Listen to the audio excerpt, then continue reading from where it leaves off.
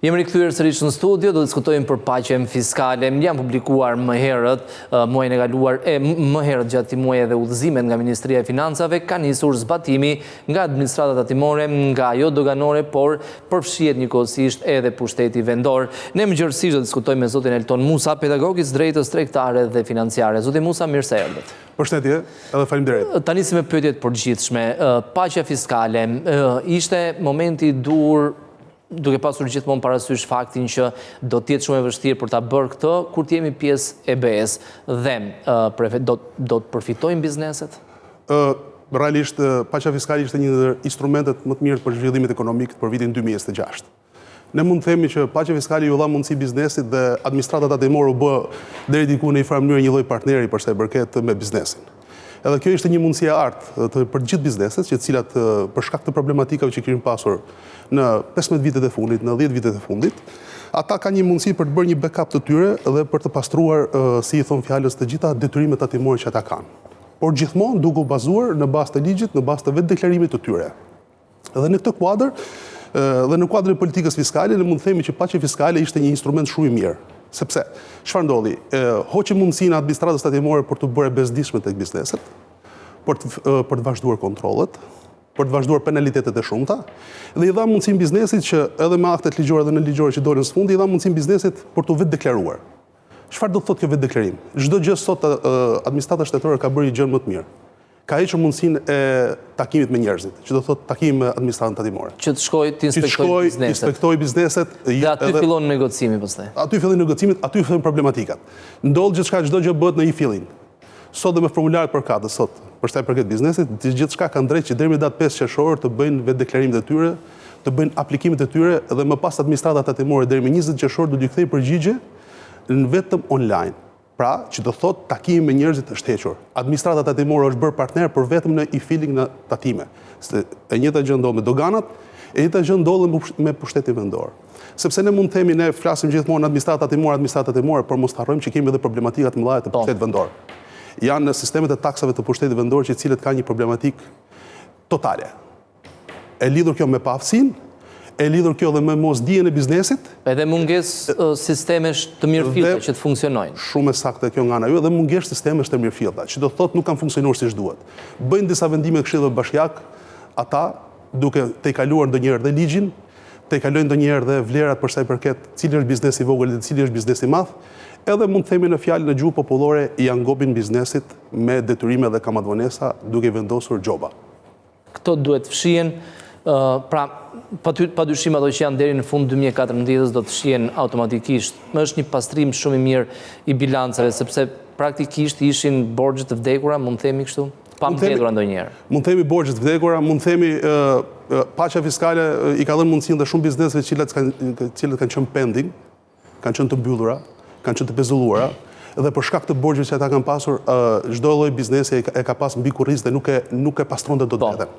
Me këtë rast ju ka dhënë mundësinë që këto biznese të pastrojnë veten deri në 2014, në 31 dhjetor, pastaj nga 1 janar 2015 deri në 2019 bizneset kanë mundësi që nëse deri me 30 qershor të vitit 2026 ju falen detyrimet e kamatvonesave, ju falen detyrimet e gjobave, ju falen edhe detyrimet edhe 50% të principalit.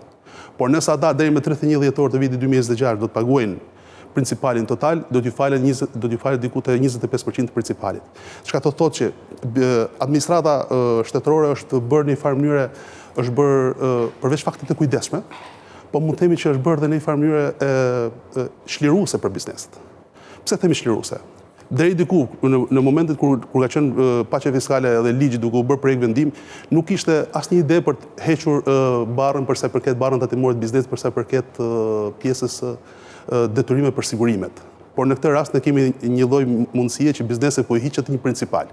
Çka do të thotë që shteti po e merr këtë barrë mbi supe dhe po e merr ta paguajë vetë, nëse i merr principali do paguhet gjithsesi, nuk principali një pjesë e mirë do të paguhet, ka disa fasha, e kanë ndarë 1 janari 2015 me 31 dhjetor 2019 dhe 1 janar 2020 me 31 dhjetor 2024, janë disa ndarje me fasha që udhëzimi i Ministrisë Financave që ka dalur para disa ditësh, para 20 ditësh, ka dhënë një shpjegim shumë të qartë për këtë, dhe të gjitha bizneset do t'i ftoja tani, duke qenë që jam edhe këtu në televizionin tuaj, që është një televizion me një profil të jashtëzakonshëm, mund të them që të gjitha bizneset janë të detyruara që të jenë të vëmendshme, me ekonomistët, me kontabilistët e tyre, t'i bëjnë kërkesat e duhura, t'i bëjnë në formën e duhur dhe të ndjekin çdo lloj hapi.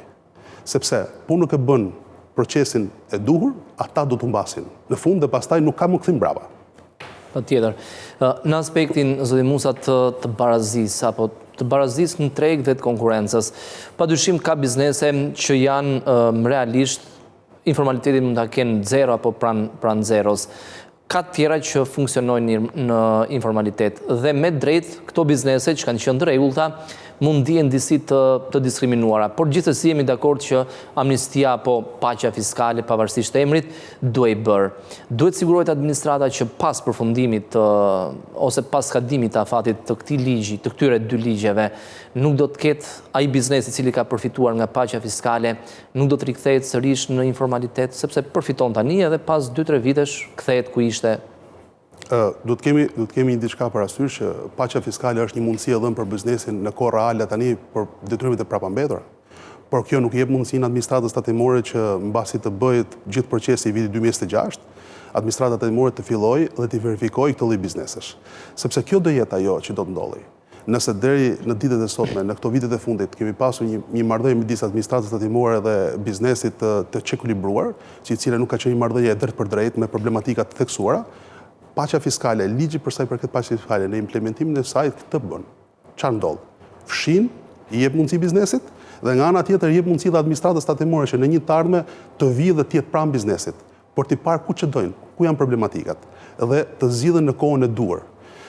Për sa i përket bizneseve që sapo tha që ka pas biznese që kanë qenë shumë të rregullta, ka pas biznese që cilët nuk kanë pas probleme, kjo nuk i bie që edhe në momentet kur ishin ata persona që cilë nuk paguanin drita, disa paguajnë, disa nuk e paguajnë, edhe ne thonim pse paguajmë ne dhe pse nuk paguajnë ata dhe disa ju falen. Ndihesh disi. Ndihesh disi, por fakti qytetarisë dhe fakti i të qenurit përballë ligjit ndodh për shumë arsye. Këto lloj biznese që cilët kanë pas këto lloj probleme, që cilët nuk kanë paguar, kanë pas probleme në një Shqipëri si Shqipëria jonë është informale, me rritje çmimesh galopante, me problematika të theksuara me fuqinë punëtore, e gjithçka tjetër i ndodh që bizneset janë vënë në vështirësi dhe kanë pasur këto lloj problematikash. Prandaj, paqja fiskale, ky ligj i ka dhënë mundësi të gjithë bizneseve të pastrojnë vetveten. Por nuk duhet ta konsiderojmë një amnisti fiskale. Nuk ka amnisti, sepse disa herë në disa momente të caktuara, disa njerëz e kanë konsideruar si amnisti, e kanë konsideruar si kur po ju falen ca gjëra, jo. Biznesi duhet të paguaj që të përfitoj. Nëse biznesi nuk paguan, nuk përfiton. Nëse biznesi nuk bën kërkesën, nuk përfiton. Kjo nuk do të thotë që gjithçka çfarë janë nëpër sistemet e tatimeve, doganave, çfarë janë nëpër sistemet e bashkive, janë zero. Do të thotë që nuk bëhet automatikisht, do bëhet mbi kërkesën e biznesit. Dhe negociohet midis palëve. Zoti Musa, ju keni bërë një studim në lidhje me paqen fiskale, do ta publikoni së shpejti. Ku konsiston ky studim dhe cilat mund të jenë disa nga gjetjet? Konsistimi ka të bëjë me paqja fiskale është një instrumenti më i mirë zhvillimor për sa i përket politikës fiskale të vendit. Kjo është e para. Kam përshtypjen është edhe në kuadër të edukimit, ndjes që ju ndërpres. Patjetër, përveç faktit të edukimit, po jep mundësinë dhe bizneseve që cilat kanë qenë mbi 14 milion lekë të rishikojnë vetveten në 5 vitet e fundit, të plotësojnë formularet e duhur, dhe ata kanë mundësi që të ndryshojnë bilancet dhe të injektojnë ato të ardhura që cilat deri diku mund të konsiderojmë që administrata tatimore nuk i ka kapur dot. Pra kanë bërë një evazion, mund të konsiderojmë një evazion të ligjshëm tatimor. Edhe me këtë rast, paqja fiskale është ajo që ju ka dhënë mundësinë këtyre bizneseve që deri me datë 5 qershor ata të bëjnë kërkesat, të plotësojnë formularet në e-filing, të shohin bilancet e tyre, të vetë verifikojnë bilancet e tyre dhe të implementojnë ato të ardhura që ato do t'ju dalin.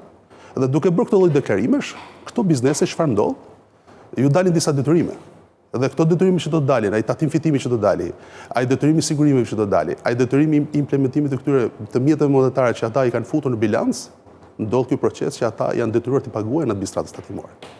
Pra, paqen fiskale do ta shkojmë si mekanizëm që administrata shtetërore kërkon të marrë edhe disa të ardhura. Pra, efekti në buxhet ka një efekt në buxhet. Besoj që në muajin korrik të 2026-ës, ose në shtator të 2026-ës, ne do të kemi një alokim të ri të buxhetit shtetit për shkak të ardhurave që cilët kanë qenë të paparashikuara dhe kanë ardhur të parashikuara tashmë. Edhe tani më herët publikoi ministria, vetë ministri të dhënat për 4 mujorin, ishin realizimi të ardhurave ishte diku te 105% e planit. Kështu që edhe deri tani në rritje.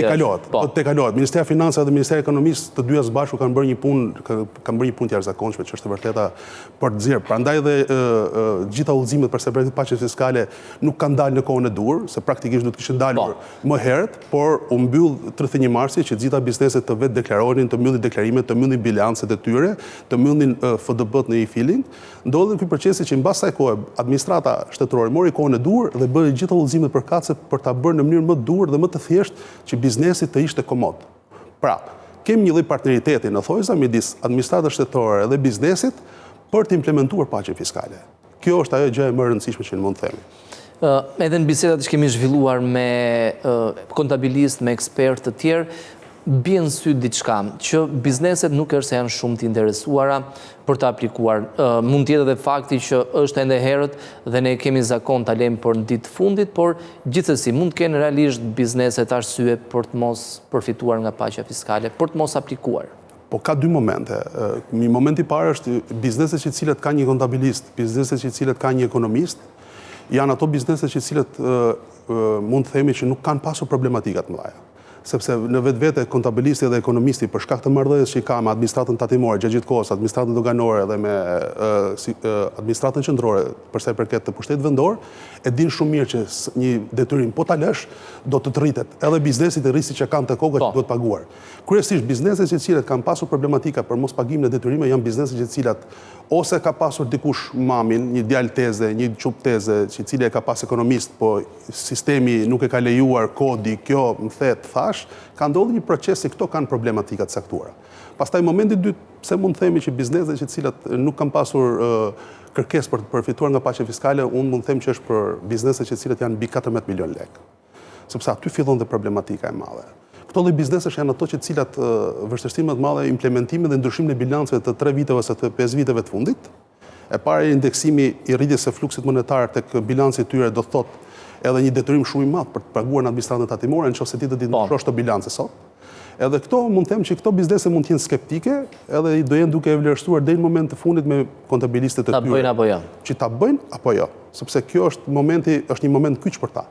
Nëse ata do një biznes i cilën e kanë një turnover 2 milion euro në vitin 2026 ose 2025, do ta ndryshojnë bilancin 2025-s, do ta bëjnë 4 milion euro me implementimin e paqes fiskale tashmë, do thotë që në 2027-ën ai është i detyruar të marrë këtë trend. Dhe kjo është shumë e rëndësishme. Nuk mund të kthehet prapë në formalitet. Sepse detyron administratën tatimore që t'i kthehet mbrapa dhe të fillojë kontrollet dhe pastaj të bëhet dhe i bezdisshëm për biznesin. Prandaj them unë që është një evaluim shumë i mirë për këto. Për këtë proces që po ndodh. Shkojnë në nivel tjetër. Që shkojnë në nivelin e duhur. Dhe normalisht, sepse përderisa ka pasur informalitet, ato para janë cash diku. I lindet drejta për t'i depozituar. I lindet drejta për t'i depozituar në bankë mbi bazën e deklarimit që ai ka bërë tani. I lindet drejta do paguaj detyrimin tatimor që i del, edhe do të vazhdojë jetën si biznes i qetë. Por nëse do të kthehet mbrapa mas një viti ose 2 vjetësh, do të thotë që ka një problematikë caktuar këtu, që ti po tenton përsëri, ne ta lëm mundësi shtetit, ta lëm mundësinë që ti të vetë deklarohesh, ta lëm mundësinë që ti të futesh në kornizë dhe dur, ti do të kthehesh përsëri atje ku ke qenë. Kjo do të thotë që ti do të bësh evazion, paligjshëm tatimor. Dhe aty fillojnë pastaj edhe kontrolle mbas ajo, por analiza fillimisht në bazë të riskut, sistemi ka të thjeshtë për ta evidentuar këtë. Administrata tatimore ka një sistem risku të tillë që gjitha bizneset që cilat dalin për kontrolle, për vizita fiskale, bazohen mbi bazën e kësaj situate dhe prandaj kjo është një proces i ndodh. Një filtr është bërë padyshim. Të gjithave. Zoti Musa, një tjetër ofertë nga ana e qeverisë shqiptare është për të ardhmen. Ato kompani që pranojnë 18% fitim në vitin pasardhës, krahasuar me atë aktualin, çdo fitim tjetër mbi këtë 18% do të atojnë nivelin e 5%.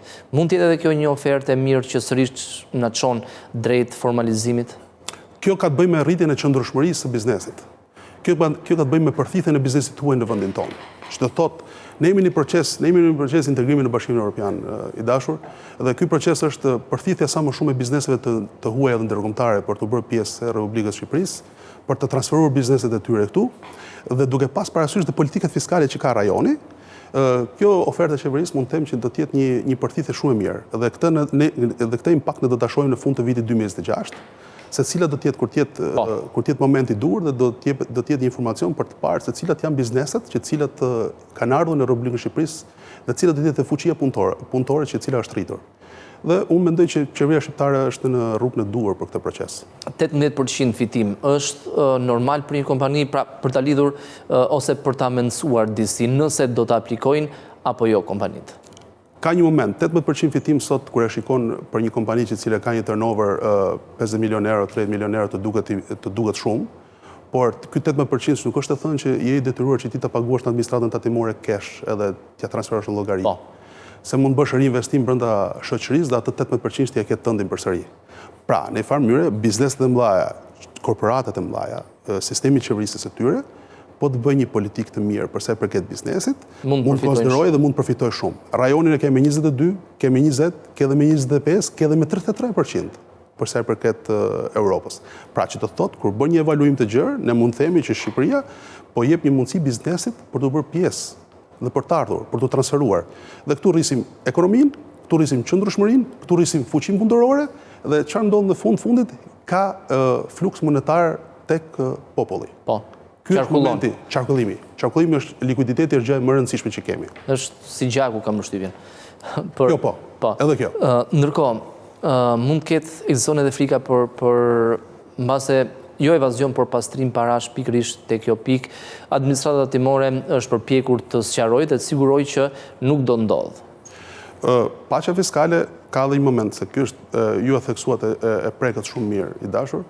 Ka një moment që i cili thot bizneset që cilat janë në proces penale, bizneset që cilat kanë pasur një ndjekje penale, bizneset që cilat janë në një apelim tatimor, bizneset që cilat janë një proces gjykate me administratën tatimore, doganore dhe atë të pushtetit vendor, nuk kanë të drejtë të përfitojnë nga kjo gjë.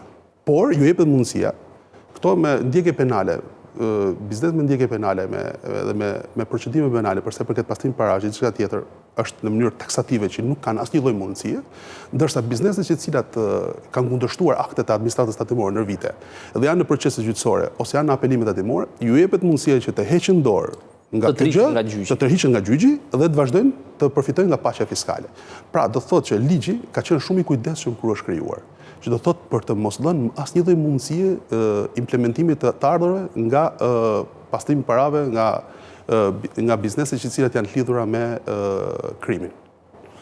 Në kuadër të transparencës, por njëkohësisht edhe të besimit, të rritjes besimit, forcimit besimit mes biznesit dhe administratës tatimore më së shumti, por edhe asaj doganore, duhet ketë një publikim ose një listë të përfituesve, qoftë nga rishikimi bilanceve, qoftë ata që mund të përfitojnë në vijim? Apo duhet jetë në kuadër të sekretit? Në kuadër të konfidencialitetit dhe mbrojtjes së dhënave personale, ne dalim në një proces tjetër, nëse në administratat tatimore ose mund të thajmë administrata shtetërore, do të dalim me disa lista përkatëse, atëherë populli shqiptar do të bëjë këtë, do të vendosi gishtin, ja kjo kompania, këtu pas kemi hëngrë në një drek, këtu kemi blerë një produkt, s'pas ka qenë e dura, kemi bërë gabim, do të filloj një zhurmë tjetër që cila nuk i nevojitet. Sikur se ndodhi me listën e pagave. Pas ka marrë Eltoni 3 paga, pas ka marrë dikush tjetër 2 paga, po kjo domethënë e kemi në vetveten si natyrë njerëzore që ne merremi pak me hallet e të tjerëve. Nuk merremi vetëm me hallet tona. Kështu që unë mendoj që nuk është e dura. Edhe në kuadër të konfidencialitetit nuk është e dura për të bërë një lloj transparencë e tillë, transparencë me shifra po. Një numër biznesi po, sa kanë qenë ky numër biznesi për sa i përket tatimeve, sa ka qenë ky numër biznesi për sa i përket doganave, sa ka qenë ky numër biznesi për sa i përket administratës pushtetit vendor, sepse atje ka problematika të natyrave të ndryshme. Kur qeveria të mendoj për një mos ta quajmë amnisti, por për një falje të ngjashme, ne me shumësinë do të jemi në Bashkimin Evropian. Kur të jemi pjesë e Unionit, do të jetë shumë e vështirë mbase edhe pamundur për të bërë të tilla lëvizje tatimore, për faktin se nuk do të na lejoj BE-ja, Komisioni Evropian, por mund të jetë një shembull që duan ta ndjekin edhe të tjerët. Edhe këtu ka pasur një luftë, edhe në bërjen e ligjit të paqes fiskale të vitit 2026 ka pasur një luftë shumë të madhe dhe diskutime e negociata me Bashkimin Evropian, me gjithë instrumentet, me gjithë komitetet për sa i përket implementimit apo jo. Unë jam i mendimit që paqe fiskale biznesi siç ka bërë pas kësaj rradhe, siç është dhënë mundësia, nuk do ketë më. Sepse administrata shtetërore nuk mund të rri gjatë gjithë kohës të pastrojë problematikat e bizneseve, por do të japi mundësinë bizneseve që ai të paguajë në kohë. Dhe prandaj paqja fiskale na ka ardhur si një mundësi e artë para Bashkimit Evropian, para hyrjes në Bashkimin Evropian, na ka ardhur si mundësi e artë që gjitha bizneset që cilat duan të punojnë dhe të bashkëpunojnë me biznese europiane, duhet të pastrojnë vetveten e tyre një herë, të jenë të ligjshëm në vendin e tyre, të kenë pajtueshmëri me ligjin në vendin e tyre dhe pastaj të kenë marrëdhënie me një vend të Bashkimit Evropian. Sepse pastaj me hyrjen në Bashkimin Evropian, korporatat shqiptare janë të detyruar të futen në bursa, sepse ne jemi vetëm vend aktualisht që nuk kemi një bursë. Ne edhe Kosova, edhe në rajon. Edhe në rajon ne jemi vetëm vend që ne nuk kemi një bursë mirëfill sot. Nuk vlerësohen aksionet e shoqërive tona, nuk dihet vërtet se çfarë po ndodh me këto të ardhur, me këto indeksim të ardhur të shoqërive tona, edhe kjo është një arsye që ne në hyrjen në Bashkimin Evropian ne do të kemi një transparencë më të madhe. Prandaj dhe paqja fiskale që është bërë tani jep mundësi biznesit të pastrojë vetveten, të ridimensionojë biznesin e saj dhe pastaj të futet në rrugën e duhur. Edhe një pyetje të fundit që ka të bëjë më shumë me individët, duhet trajtoheshin ndryshe sepse në paqen fiskale, në ligjin e paqes fiskale, nuk fshihen detyrimet e papaguara për sa i përket sigurimeve shoqërore. Falen kamadvonesat mbi to, por nuk fshihen. Por gjithsesi, një kompani mund të zgjedhë mos i paguajë ato. Individi, atij të cilit i takojnë këto kontribute, nuk i ka në listë, i ka bosh. Ka një momentu, disa biznese ju falet dhe principali. Nëse arrin të paguajnë brenda 31 qershorit të vitit 2026, i falet 50% e principalit dhe është një barë që e merr shteti shqiptar. E paguan shteti, kontribut për... Nëse deri në 31 dhjetor të vitit 2026, për detyrimet nga 2021 deri në 2024, sepse prandaj ligji do të parë në tërësi, ka 3 momente. Ka momentin e parë deri në 2014, ka një moment të dytë nga 1 janari 2015 në 31 dhjetor 2019 dhe 1 janar 2020 deri në 31 dhjetor 2024. Ka 3 fasha momenti. Fasha 2014 është ajo fashë e cila përfshin bizneset e cilat ato sigurime, ato detyrime që i kanë lënë pa paguar nuk kanë pas për të paguar ndonjëherë. Janë ato biznese që cilat pothuajse mund të jenë dhe të pezulluar dhe pothuajse të mbyllura, të vendosura atje dhe rrinë në qendrën kombëtare të biznesit të fjetura dhe nuk dinë as qendra kombëtare e biznesit në vetvete se çfarë duhet të bëjë me to, ku duhet të gjejë informacionin për to. Ndërsa për bizneset nga 1 janar 2015 deri në 31 dhjetor 2024 ka momente të caktuara që paqja fiskale u jep mundësinë bizneseve, nëse i paguajnë principalin deri në 31 qershor 2026, t'ju falet 50%. Nëse ky principal paguhet 75% deri në 31 dhjetor 2026, ju falet 25% e tyre. Pra në një farë mënyrë barrën biznesi e merr për to dhe qytetarëve do t'ju dalin sigurimet shëndetësore të paguara në sistemet mbas 31 dhjetorit të 2026 në sistemet e tyre. Sepse sigurimet është problematika më e madhe që i cilën ka pas paqja fiskale. S'është marrëdhënie midis biznesit dhe punë marrësit. Sepse për këtë arsye këto janë disa të ardha dhe do krijojë një bumerang në të ardhmen. Dhe për ta nxerruar këtë proces, ka krijuar paqja fiskale një lloj integrimi të tyre ndër vete. Zoti Musa, faleminderit që ishit në studio.